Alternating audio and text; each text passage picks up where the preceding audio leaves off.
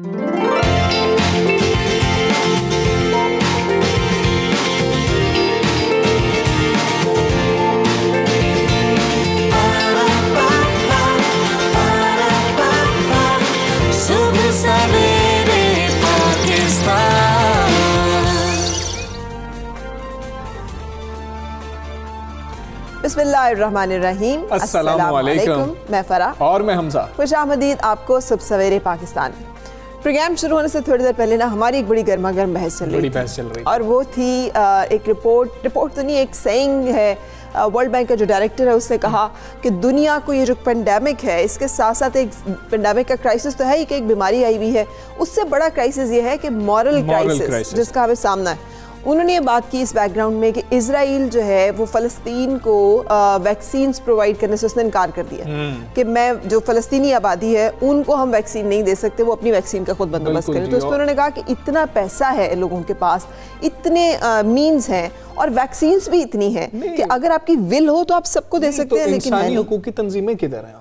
अब किसी को कुछ याद नहीं आएगा, कोई बात नहीं होगी इसके ऊपर। मॉरल क्राइसिस ये सिर्फ उस एक खित्ते का नहीं होता, ये पूरी दुनिया का होता है। अक़वाम आलम जो है, मुहज़्ज़िब अक़वाम जिनको हम कहते हैं, वो बिल्कुल खामोश हो जाते हैं और ऐसे मामले में पीछे हट जाते हैं। और वैसे बात करें तो कहते हैं जब तक दुनिया में एक केस भी पोलियो का रहेगा तो पोलियो से खतरा है, जब तक एक केस कोरोना का रहेगा कोरोना से खतरा है। लेकिन उसके लिए हम क्या करेंगे? गरीब ममालिक के लिए कुछ नहीं करेंगे। सो ये है वो मॉरल क्राइसिस जिसकी तरफ उन्होंने निशानदेही की। और हमजा अगर हम अपनी ज़िंदगियों में भी देखें ना तो हमारे आसपास भी बहुत है, मिलावट है, नाक़िस अशिया है। आज हमने भी हमारी जो हेडलाइंस में भी और हम भी एक स्टोरी आपके साथ शेयर करेंगे कि जो लोग ना आलूदा गंदे पानी से सब्जियां उगा रहे हैं, नाक़िस चीज़ें जो है वो मिला रहे हैं, ये सब भी तो मॉरल क्राइसिस ही है जिसकी वजह से हम ये सब कुछ करते हैं, झूठ बोलते हैं, धोखा देते हैं। आप एक नाई के पास चले जाए ना तो वो कोशिश करेगा कि वो उसी रेजर के साथ जो है आपकी भी शेव बना दे कि उसके 1 रुपया उसका शायद बच जाएगा। आप किसी अमीर आदमी के पास चले जाएंगे तो उसका भी मामला यही होगा कि वो कुछ ना कुछ जो है अपना बचा ले। आप चले जाएं, सिरिंजें बचाने की कोशिश की जाती है और उससे नुकसान कितने होते हैं ये हम सोचते ही हैं। हमारा तो 1-2 रुपए बच रहे होते हैं, अगले की पूरी जिंदगी उसमें गुजर जाती है। सो यही है वो मॉरल क्राइसिस जिसकी के निशानदेही की गई है। हमें देखने की जरूरत यह है कि हमारे आसपास तो ये है लेकिन हमारे अंदर भी तो नहीं है। अगर हमारे अंदर भी ये मॉरल क्राइसिस मौजूद है तो इसका मतलब ये है कि हम ही दरअसल वो मॉरल क्राइसिस हैं या वो अखलाकी तबाहकारी हैं जो जिससे लोग मुतासिर हो रहे हैं। सो लोगों में ढूंढने के बजाय वो बीमारी अपने अंदर ढूंढें और अगर अपने अंदर से हम ख़त्म कर लेते हैं तो कम से कम हम उन लोगों में होंगे जो कि इस मसले का हल करने वाले होंगे, ना कि वो लोग जो कि मसला पैदा करने वाले हैं। हम आज बात कर रहे हैं सबसे अहम मामला है जो हम खा पी रहे होते हैं ना, हम वही होते हैं। यही है ना जो हम yes. बिल्कुल। तो बीमारियों से बचाने वाली सब्जियां ही बीमारियां फैलाने का सबब बनने लगी हैं। सीवरेज के गंदे और जहरीले पानी से सब्जियों की काश्त करने वाले मुआशरे का नासूर और इंसानियत के दुश्मन बन चुके हैं। यानी कि जो सब्जियां हम सेहतमंद रहने के लिए खा रहे होते हैं फरा, वो हमें अब सेहतमंद नहीं, हमें बीमार बना रही हैं। ये जो घिनौना खेल है ना हमजा, ये पता नहीं कब से जारी है। अभी पिछले दिन आपको याद है हम गन्ने का एक गुड़ बनने का पैकेज करने के लिए गए थे कसूर के इलाके में और वहाँ पे मुझे पता चला कि हेपेटाइटिस की प्रेवलेंस बहुत ज़्यादा है, लिवर सोरेसिस के केसेस जो हैं बहुत ज़्यादा हैं।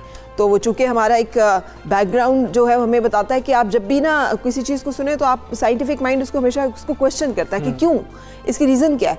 तो मैंने भी पूछा कि इसकी रीज़न क्या है, कभी पता किया आप लोगों ने कि यहाँ आबो हवा में खाने पीने में? तो उन्होंने कहा जी यहाँ पर ना पानी ज़ेर ज़मीन इतना आलूदा हो चुका है और कुछ ऐसी फैक्ट्रीज़ हैं जिनका पानी जो है वो वहाँ पर फिल्ट्रेशन के बगैर डाल दिया जाता है और वहीं से सब्जियाँ काश्त होती हैं जिसकी वजह से ज़्यादातर लोग जो हैं वो इससे मुतासर हैं। सो अब ये तो एक सूरत है, उनको पता भी है लेकिन वो हेल्पलेस है, वो कुछ कर नहीं सकते। और यही सूरत हाल यहाँ कराची में हमारे सामने एक इंसानी ज़िंदगियों से खेलने का घिनौना काम जो है कराची के इलाकों करंगी और मलेर में खुलेआम जारी था, जहाँ इंसानी फजले से सब्जियां उगाई जा रही हैं। और इस मामले पर सिंध हाई कोर्ट ने गुज़िश्ता रोज़ दरख्वास्त की समाअत की। एडिशनल डिप्टी कमिश्नर कोरंगी और फूड अथॉरिटी हुकाम अदालत में पेश हुए।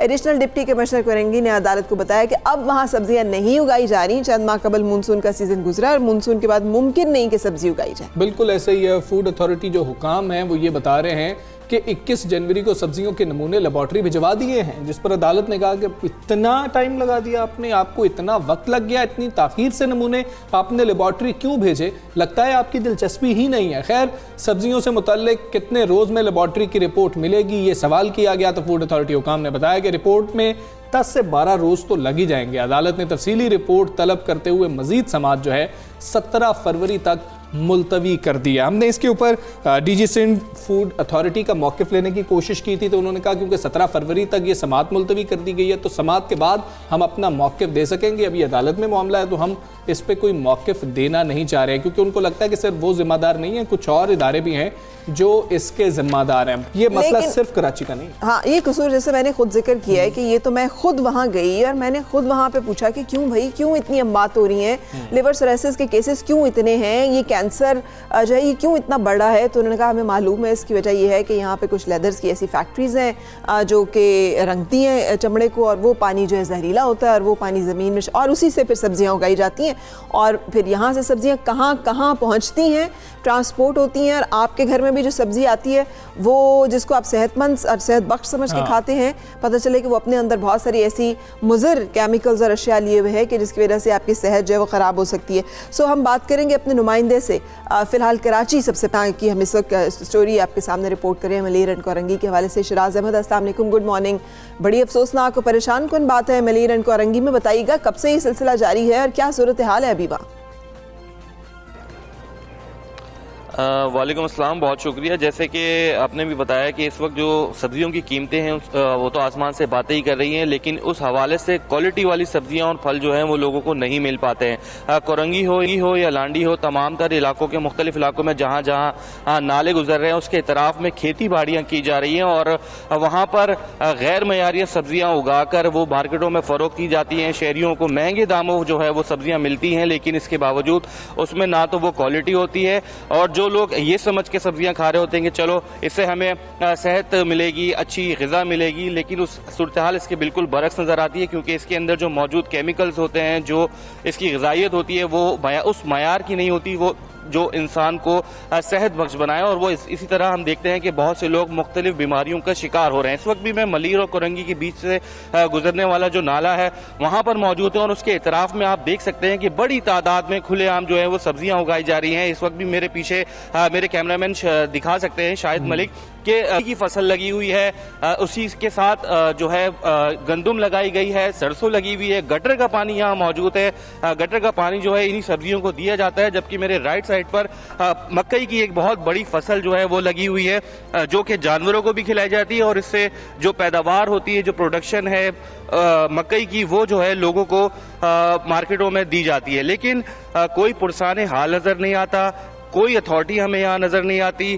खुलेआम जो है यहाँ सब्जियाँ काश की जा रही हैं। यहाँ से रोजाना सुबह जो है बड़ी तादाद में जो सब्जियाँ इकट्ठी करके मार्केटों को फरोख्त की जाती हैं। हमने जो अभी अपडेट किया है उसके मुताबिक ये है कि अदालत में ये बयान दिया गया है कि अभी वहाँ कोई सब्जी काश्त नहीं हुई हुई, क्योंकि मानसून के बाद सब्जियाँ जो है वहाँ पे काश्त नहीं हो रही। तो आप तो बता रहे हैं कि अभी भी सब्जियाँ वहाँ लगी हुई हैं और अभी भी गटर के पानी से मलिर और इस इलाके में जो है सब्जियाँ मौजूद हैं।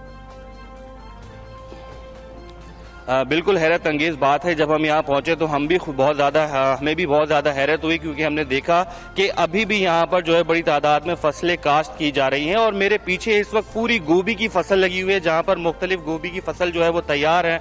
सुबह कटाई होती है इसकी और पैकिंग के बाद जो है ये मार्केटों को फरोख्त कर दी जाती है। क्योंकि इस वक्त तक लोग यहाँ पर मौजूद नहीं होते, सुबह सुबह जो है यहाँ पर ये काम हो रहा होता है। अभी भी हम देख रहे हैं कि जो नाले का पानी है वो यहाँ सब्जियों को दिया जा रहा है। जो रास्ते बनाए गए हैं वो एक प्रॉपर चैनल के थ्रू यहाँ से नाले का जो पानी है वो यहाँ अंदर आता है। खेतों में कचरा हमें जगह जगह नजर आ रहा है, और इसी के साथ साथ हम देख रहे हैं कि बड़ी तादाद में यहाँ काश्त हो रही है। कुछ मजदूर भी हमें यहाँ काम करते हुए नजर आए। तो ऐसा कहना हरगिज बिल्कुल ठीक है, सब्जियां अभी भी काश्त की जा रही हैं। बहुत शुक्रिया, आज आप हमें आगाह कर रहे थे। कसूर का रुख करेंगे, तनवीर शायद वहाँ पर मौजूद है। तनवीर, आप बताइएगा कसूर में क्या सूरत हाल है? कराची की सूरत हाल तो हमें शहराज ने बताई है। जी बिल्कुल हमजा फरा सादिया, आप अगर कसूर की बात करें तो यहाँ जहरीला पानी लोगों की रगों में जा रहा है। अब आप पूछेंगे कि रगों में खून के अंदर कैसे जा रहा है, तो ये जो मेरे पीछे गंदा पानी है इससे सब्जियों को फलों को और अनाज का जो गंदम है उसको सैराब किया जा रहा है। और यही अनाज यही जो चारा है वो हमारे अंदर जाएगा। जो चारा है वो जब भैंसें खाएंगी उसके दूध के अंदर इसके असरात आएंगे। ये गंदा पानी, जहरीला टैनरीज का पानी, लोगों के घरों का पानी जिसके अंदर इतने जहरीले केमिकल हैं कि इसके अंदर हाथ भी डालना जो है वो समझ ले ऐसे ही है कि आपका हाथ जो है वो ख़राब हो जाएगा तजाबियत के साथ। मगर ये पानी सब्जियों को लगाया जा रहा है, सब्जियां इससे सैराब की जा रही हैं और लोगों को वही सब्जियां मंडी में ले जाकर बेची जाती है, खिलाई जाती हैं और लोग इसको खाते भी हैं। अब कोई भी ज़िला इंतज़ामिया यहाँ इस सिलसिले में अहकामात जो है वो नहीं दे सकी। फूड डिपार्टमेंट की बात करें तो वो भी फूड डिपार्टमेंट ने आज तक यहाँ आने का जो है वो विज़िट करने का सोचा भी नहीं। उन्हें पता भी नहीं ये इलाका कौन सा है। ये रोही नाला है, बस्ती वनैका से लेकर भादरपुरा तक ये रोही नाला जहाँ जहाँ जाता है सैकड़ों एकड़ जरी ज़मीन इस गंदे पानी से सैराब की जाती है। और ये जहर जो है वो लोगों के अंदर जो है वो सब्जियों के ज़रिए और दूध के ज़रिए, फलों के ज़रिए, गंदम अनाज के ज़रिए हमारे अंदर जा रहा है। मगर इन्हें रोकने वाला कोई भी नहीं है। जी रोकने वाला नहीं है। तनवीर, बहुत शुक्रिया, आप हमें इस सारी सूरत हाल से आगाह कर रहे थे। इस पे माहिराना राय भी ले लेते हैं। लेकिन ये हमजा यहाँ पर ना एक बात हम कहते हुए उसकी तरफ जाते हैं, हम कहते हैं ना कि ये कसूर का सिर्फ मामला नहीं है, ये सभी का कसूर है। इस वक्त अगर वहाँ पर कराची में, कोरंगी और मलीन में हमारे नुमाइंदे बता रहे हैं कि अभी भी सब्जियां काश्त हो रही हैं और अदालत को बताया गया कि नहीं हो रही हैं। तो ये वो मॉरल क्राइसिस है जिससे हमने बातचीत शुरू की थी। जो उगा रहे हैं, जो लगा रहे हैं, जो पहुंचा रहे हैं, उनको तो मालूम है कि वो लोगों को जहर दे रहे हैं, वो गंदी चीजें जो है वो लोगों तक पहुंचा रहे हैं। ऐसे ही है। तो ज़रूरी यूनिवर्सिटी फैसलाबाद से डीन डॉक्टर जावेद अख्तर साहब हमारे साथ मौजूद हैं। डॉक्टर जावेद अख्तर साहब, अस्सलाम वालेकुम, गुड मॉर्निंग। आपने हमारे लिए वक्त निकाला, बहुत शुक्रिया। ये सेवरेज, नालों के पानी, गंदा पानी, इससे जो जहरीला पानी हो जाता है, फसलों को काश्त किया जाता है, सब्जियों को समझा जाता है कि बहुत सेहत अफजा होती हैं, सेहत के लिए बहुत अच्छी होती हैं, कितना नुकसान होता है जब हम ऐसा करते हैं? तो जी, थैंक यू वेरी मच। जो आपने बात की है कि सब्जियों से नुकसान हो रहा है, वो बिल्कुल ठीक है। सब्जियां सेहत इंसान के लिए बहुत ज़रूरी हैं और सेहतमंद भी हैं, लेकिन प्रॉब्लम यही है जो भी आप मेंशन कर रहे थे कि जो सीवेज वाटर है वो इरिगेशन के लिए यूज़ किया जाता है। इंडस्ट्रियल सिटीज़ जैसे फैसलाबाद है, यहाँ पे ना सिर्फ सीवेज वाटर होता है बल्कि उसमें शामिल हो जाता है इंडस्ट्री इफ्लुएंट। इंडस्ट्रियल इफ्लुएंट जो है वो उसमें कुछ ऐसी चीज़ें ऐड कर देता है जो इंसानी सेहत के लिए ज़्यादा टॉक्सिक है। फॉर एग्जांपल उसमें निकल है, कॉपर है, कैडमियम है, ये सारी जो धातें हैं या इनको हैवी मेटल्स कहते हैं, ये इसमें शामिल हो जाती हैं। और जब ये सब्जियों में खास तौर पे शामिल हो तो जो लीफी वेजिटेबल होती हैं जिनमें लीफ होती है, जैसे पालक है और मेथी है और इस तरह साग यहाँ पे लगाया जाता है, तो इस तरह की सब्जियों में ये इंसानी जिस्म में जब जाता है तो वहां पे फिर ये अकोमुलेशन शुरू हो जाती है और आहिस्ता आहिस्ता इंसानी जिस्म में मुख्तलिफ बीमारियां जो है वो पैदा हो जाती हैं। बिल्कुल सही। डॉक्टर साहब, अभी पिछले दिनों ना एक और रिसर्च की गई थी, तो वो बरतानिया में गई थी और चाय के ऊपर की गई थी। आपको मालूम है ब्रिटिश जो है वो चाय के बड़े शौकीन है, तो मुख्तलिफ किस्म की जो चाय थी उसके जब उन्होंने तज्जिए किए तो पता चला कि उसमें लेड की तादाद बहुत ज़्यादा है। और लेड पॉइजनिंग आप भी जानते हैं, हम भी जानते हैं, आप एग्री साइंटिस्ट हैं, आप बता सकते हैं। आपने खुद उन बहुत सारी धातुओं का जिक्र किया जो इंसानी जिस्म में जाके कैंसर समेत बहुत सारे मुज़ी अमराज का बाइस बनती है। तो वजह क्या है? लोगों में शऊर नहीं है, उन्हें पता नहीं है कि हमने ये काम करना नहीं है, वो मजबूर है, उनके पास पानी नहीं है, उनको ये पानी गंदा जो है वो इस्तेमाल करने के अलावा कोई और चॉइस नहीं है। ये वजह क्या है जिसकी वजह से ये इस वक्त पंजाब में 90% से ज़ायद जो रकबा है वहाँ पे आलूदा पानी से सब्जियाँ पैदा की जा रही हैं? जी, आमतौर पे सब्जियां चूंकि शहरों के करीब लगाई जाती हैं तो वहाँ पे पानी जो है वो अगर अच्छा पानी है वहाँ पे मैसर नहीं है। जैसे अब हमारे यहाँ पानी की भी कमी हो रही है तो लोग जो है सब्जियों में बहुत अरसा से ये सीवेज वाटर जो है वो यूज कर रहे हैं। अब यहाँ पे फैसलाबाद में चूंकि ऐसा सिस्टम नहीं है कि सीवेज वाटर अलहदा हो और इंडस्ट्रियल इफ्लुएंट अलहदा जाए, लेकिन एक ही ड्रेन में सारा कुछ जा रहा है और वहां पे फिर वही पानी किसान जो है वो यूज करते हैं और उससे सब्जियों को जो है वो यही पानी दे के बाद में इसको हार्वेस्ट करके तो मार्केट में बेच देते हैं। प्रॉब्लम ये है कि पानी की कमी भी है और दूसरी तरफ यह है कि इनको पता भी नहीं है कि इसके मुज़र असरात क्या है। जैसे फूड डिपार्टमेंट है, उन्होंने कई दफा यहाँ पे कार्रवाई की है और शहरों के करीब जहाँ पे ऐसा पानी लग रहा है वहां पे सब्जियां जो है वो खत्म की है उन्होंने, और बताते भी हैं उनको, लेकिन अब उनके पास इतने वसाइल नहीं है कि वो अब साफ पानी जो है उसको, जो अवेलेबल पानी है वही वो लगा लेते हैं और उसमें मिक्सिंग होती है सीवेज वाटर की और इंडस्ट्रियल इफ्लुएंट की, जिसकी वजह से ये प्रॉब्लम जो है वो अब ज्यादा हो रहा है। बिल्कुल ठीक है डॉक्टर साहब, उनके पास वसाइल मौजूद नहीं है, कुछ को शऊर भी नहीं है, तो कानून किस तरह हरकत में आता है? फिर कानून किस लिए मौजूद होता है? शऊर देने के लिए भी मौजूद होता है, और जब आप खिलाफ वर्जी कर रहे होते हैं तो फिर एक्शन लेने के लिए भी मौजूद होता है। एनफोर्समेंट भी कानून का ही काम है। देखिए, दो डिपार्टमेंट है, एनवायरमेंटल जो डिपार्टमेंट है वो भी है, फूड डिपार्टमेंट है। आमतौर पे फूड डिपार्टमेंट वाले जो हैं वो ये देखते हैं कि सब्जियां जो है वो गंदे पानी से काश्त की जा रही हैं, तो वो सब्जियों को खत्म कर देते हैं, वहां से डिस्ट्रॉय कर लेते हैं। लेकिन प्रॉब्लम ये है कि अब मैन पावर की कमी है, उनके पास भी इतने लोग नहीं है, उन्होंने बाकी चीजें भी देखनी है। तो मेरा ख्याल है ये सबकी जिम्मेदारी है और सब लोगों को अपनी अपनी जगह अपनी जिम्मेदारी पूरी करनी चाहिए। जो जिम्मेदार है, जो ये काश्त कर रहा है, उसको भी एहसास चाहिए कि वो सब्जी खुद भी खा रहा है और ये सब्जी आहिस्ता आहिस्ता खाने से मूजी मर्ज हो रहे हैं और कैंसर जैसे मूजी मर्ज हैं, और इसके अलावा आपके लिवर जो है उस पर इफेक्ट है, इसका किडनीज पे इफेक्ट है। तो मैं समझता हूँ ये हम सबकी जिम्मेदारी है कि हम सब जो है वो इसका ख्याल करें कि ये मुज़र सेहत पानी जो है इसको हम ना इस्तेमाल करें। बिल्कुल ठीक है, हम सब की जिम्मेदारी है कि मुज़र सेहत जो पानी है उसको फसलों की काश्त के लिए इस्तेमाल ना किया जाए, सब्जियों की काश्त के लिए इस्तेमाल ना किया जाए। डॉक्टर जावेद अख्तर साहब, डीन ज़रा यूनिवर्सिटी फैसलाबाद, हमारे साथ मौजूद थे। बहुत शुक्रिया आपका, आपने सुबह सवेरे पाकिस्तान के लिए वक्त निकाला। ये हम सब की फर्ज जिम्मेदारी है और हमें ये समझ होनी चाहिए, और मुझे नहीं लगता कि किसी को शऊर ना हो इस चीज़ का, ये बात समझ नहीं आती। ऐसे लोग क्या वो सब्जियां अपने घर ले जाते होंगे, ले जाकर अपने घर अपने बच्चों, अपनी बीवी, अपने वालिदैन, अपने घर वालों को खिलाते होंगे? बिल्कुल नहीं। मुझे लगता है उन्होंने अपने लिए एक अलग सा मना करते होंगे कि नहीं ये सब्जियां नहीं खानी। इसलिए बहुत जरूरी है कि किचन गार्डनिंग की जाए। आपके पास छोटी सी कोई जगह है, भले गमले हैं, आप अपने साफ पानी से छत पे वहां पर खुद ऐसी चीजें लगा लीजिए जिनके बारे में आपको मालूम हो कि कम से कम अगर वो बहुत फायदेमंद नहीं तो साफ सुथरी तो है। हमजा, अगर यूके में ये किया गया ना, वहाँ पे तो ऊलॉन्ग टी और मुख्तलिफ किस्म की टीज है ना, तो अगर वहाँ पे लेड पाया गया है पत्ती के अंदर, और उन्होंने कहा कि इतना जितना अगर आप 6, 7, 8 कप भी चाय के पीते हैं और उसमें इतना लेड है तो आपको लेड पॉइजनिंग हो सकती है, विच कैन लीड टू आपका जिगर फेल हो सकता है, आपके गुर्दे फेल हो सकते हैं, खुदा न खास्ता कैंसर भी हो सकता है। सो आपको मालूम नहीं होता कि क्यों हो रहा है ये सब कुछ, लेकिन बहुत सारी ऐसी वजूहत होती है जिनकी वजह से हम इन अमराज का शिकार बात होती है। हम तो इतना सोचते ही नहीं है ना कि हम इतना कुछ अगर सोचने लग जाए तो हम क्या खाएंगे और क्या नहीं खाएंगे। खैर, एहतियात कीजिए, आगे बढ़ेंगे और कोरोना वायरस की बात करेंगे।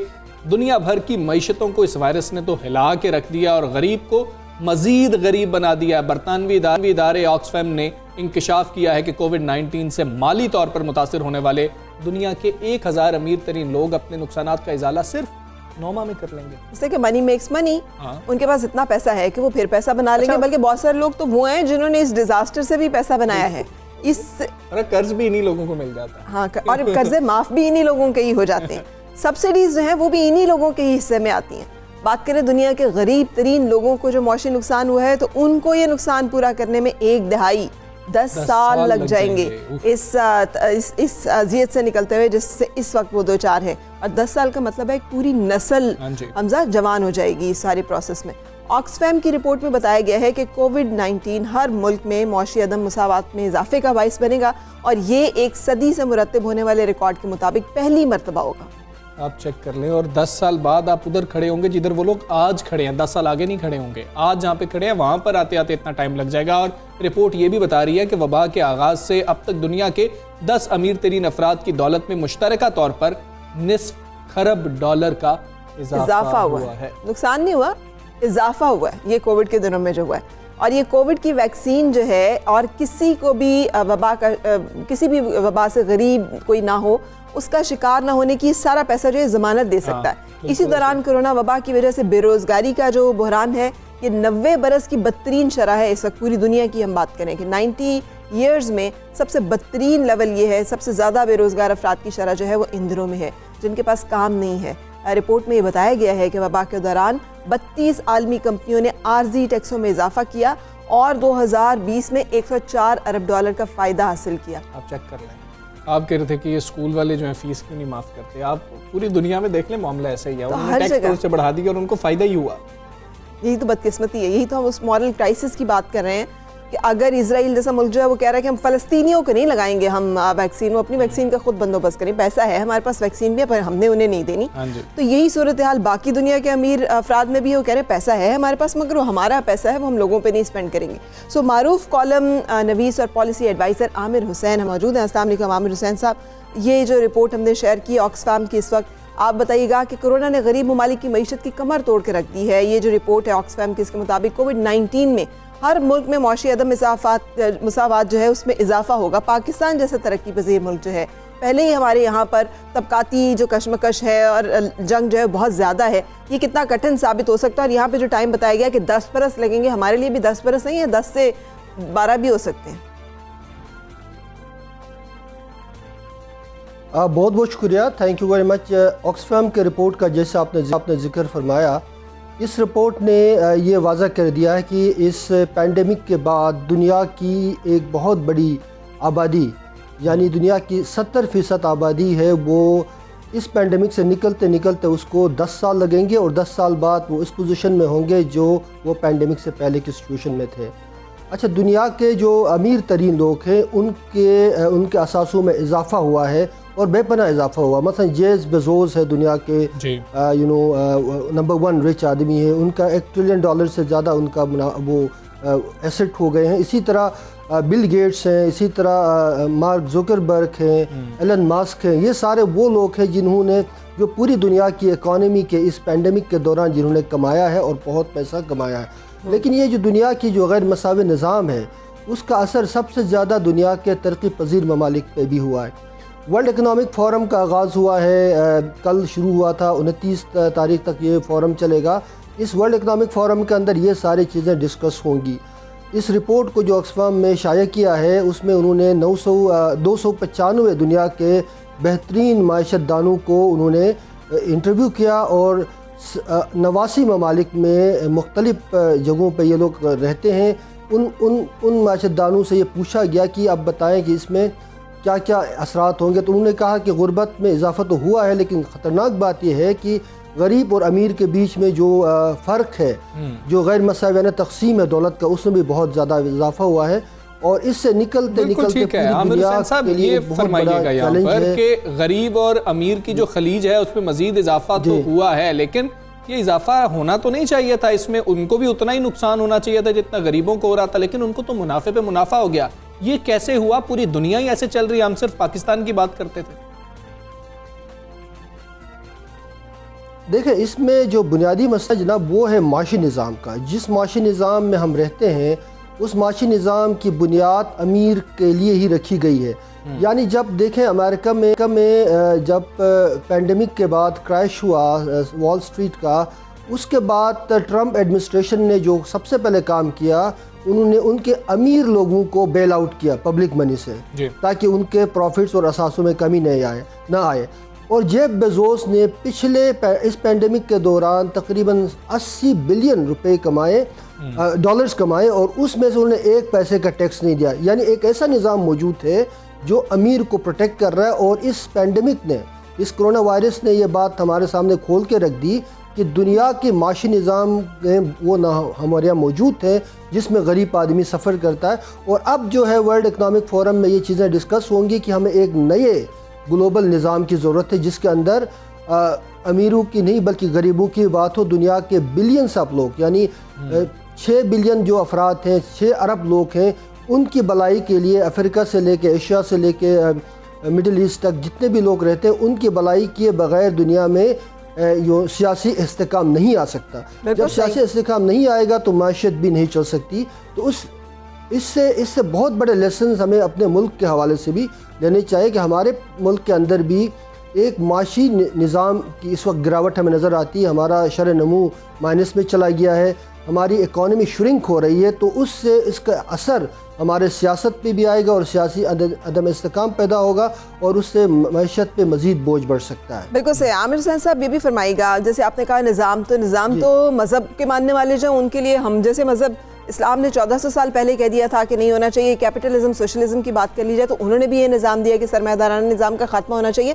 हो नहीं सकता। इसके बीच में ये लोग जो पैसे वाले हैं ये रेजिस्टेंस अपनी लेकर आते हैं। इस रेजिस्टेंस का खात्मा कैसे होगा और मौशी इस्तेहकाम की पॉलिसियाँ जो हैं वो क्या अपनाई जा सकती हैं। इस वक्त इसी रिपोर्ट के मुताबिक बेरोज़गारी का बहरान जो है वो भी 90 साल की बदतरीन सतह पर है। यानी वर्ल्ड वॉर 2 के बाद दुनिया को इस तरह की सूरत हाल जो है उसका सामना करना पड़ा है, जब इतने बदतरीन मौशी क्राइसिस जो हैं उसका एक दुनिया की बड़ी आबादी को, बहुत बड़ी आबादी को उसका सामना है। तो आपके ख्याल में वो पॉलिसियाँ उनको लाने में, इस निज़ाम को बनाने में, इसको इम्प्लीमेंट करने में कितना टाइम लगेगा और इस टाइम में तमाम लोग जो मुतासिर हो रहे हैं इनको क्या रिलीफ मिलेगा?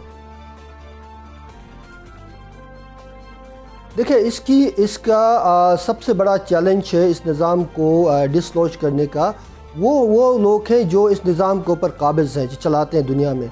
उनके पास पैसा भी है, रिसोर्सेज भी हैं, मीडिया भी उनके कंट्रोल में है, इंटरनेशनल ट्रेड भी उनके पास है। अब जो बेजोस जैसे लोग हैं, एलन मस्क जैसे लोग हैं, इनके साथ गिर्द पूरा सियासी निज़ाम उन्होंने बनाया हुआ है। इलेक्शन में इश्तिहारात से लेके, कैंपेन से लेके हर चीज़ को ये फाइनेंस करते हैं। तो इस निज़ाम को डिसलॉज करने के लिए बहुत स्ट्रॉन्ग पब्लिक रेजिस्टेंस चाहिए। लोगों में सियासी शऊर का आना ज़रूरी है और दुनिया भर के लोगों को ये अभी रियलाइज़ हो रहा है कि ये निज़ाम हमारी बका के लिए नहीं है। तो अब सबसे ज़्यादा लोग अमेरिका में मरे पैंडेमिक की वजह से। यूरोप में आप देखें क्या हालत हो गई। वो ममालिक जहाँ पर सोशल सिक्योरिटी मजबूत थी, वो ममालिक जहाँ पर सेहत और के फैसिलिटीज़ फ्री में थे, जैसे चाइना है, उन्होंने बेहतर अंदाज में इस पूरे पैंडेमिक से अपने आप को निकाल दिया। लेकिन वो ममालिक जहाँ पे पूरा जो सेहत का निज़ाम वो प्राइवेटाइज था, निजी हाथों में था। बिल्कुल ठीक है आमिर हुसैन साहब, शुक्रिया। ब्रेक लेते हैं, ब्रेक के बाद आपसे फिर मुलाकात होगी।